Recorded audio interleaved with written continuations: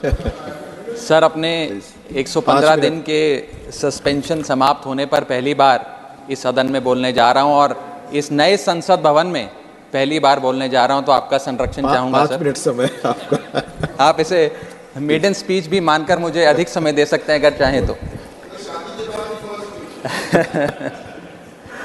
Sir, मैं आम आदमी पार्टी की ओर से द पोस्ट ऑफिस बिल 2023 को अपोज करने के लिए खड़ा हुआ हूं, इसका विरोध करने के लिए खड़ा हूं। सर, ये कानून को अगर बारीकी से पढ़ा जाए तो इसमें 2 बड़े खतरनाक प्रावधान हैं, सेक्शन 9 और सेक्शन 10।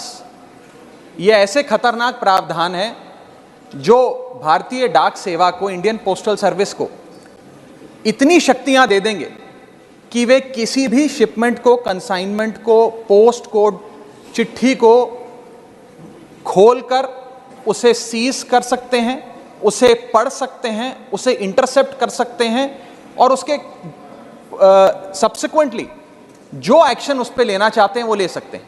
और इसके कोई रूल्स, कोई प्रोसीजर, कोई दायरा, कोई क्राइटेरिया बिल्कुल भी इस पूरे कानून में नहीं लिखा गया है। मैं पहले सेक्शन 9 पढ़ के सुनाना चाहूंगा, फिर विस्तार से अपनी बात रखूंगा। सेक्शन 9 कहता है, the central government may by notification empower any officer to cause any item in course of transmission by the post office to be intercepted, opened or detained in the interest of 1. security of state, 2. friendly relations with foreign states, 3. public order, 4. emergency, and 5. upon the occurrence of any contravention of any provisions of this act or any other law for the time being in force. यानी कि इन 5 scenarios में पूरी शक्ति है Indian postal office को कि वो किसी के भी डाक को या कंसाइनमेंट शिपमेंट को इंटरसेप्ट कर सकती है, डिटेन कर सकती है, खोल सकती है।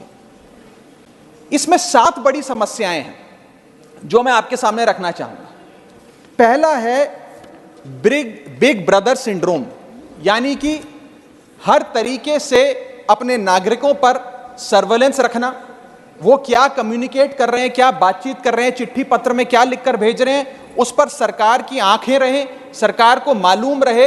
ये एक बिग ब्रदर सिंड्रोम है जिससे ये बिल पूरी तरीके से पीड़ित नजर आता है सर। दूसरा सबसे बड़ा इसमें जो समस्या निकल कर आती है वो ये है कि ये बिल प्रोसीजर स्पेसिफाई करने में फेल हो जाता है कि वो कौन से ऐसे प्रोसीजर है जिसके तहत आप किसी डाक को इंटरसेप्ट कर सकते हैं, खोल सकते हैं या डिटेन कर सकते हैं। ये एक आर्बिटरी शक्ति नहीं हो सकती है, ये शक्ति निर्धारित होनी चाहिए कि ऐसे कौन से इमरजेंसी या फ्रेंडली स्टेट्स को आप फायदे पहुंचाने चाहते हैं जिसके चलते, या खास तौर पे किसी भी प्रावधान, किसी भी कानून का कोई वायलेट होता है तो वो आपको शक्तियां दे देता है कि आप किसी की भी डाक रोक लें। ये इसमें दूसरी बड़ी खामी है सर। तीसरी बड़ी खामी है कि जिन ग्राउंड्स को स्पेसिफाई किया गया है कि किन ग्राउंड्स के तहत आप किसी के भी डाक को या शिपमेंट को खोल सकते हैं, कॉन्फिस्केट कर सकते हैं, इंटरसेप्ट कर सकते हैं, वो ग्राउंड्स बहुत वेग हैं।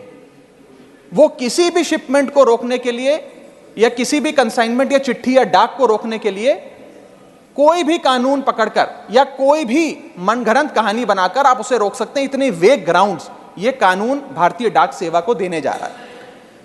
चौथा और सबसे बड़ा खतरा जो इस बिल से है कि जो अफसर इसको इंटरसेप्ट करेगा या कॉन्फिस्केट करेगा, अगर वो अफसर गलत पाया जाता है तो उसके खिलाफ कोई एक्शन नहीं लिया जाएगा, उसे पूरी आजादी है।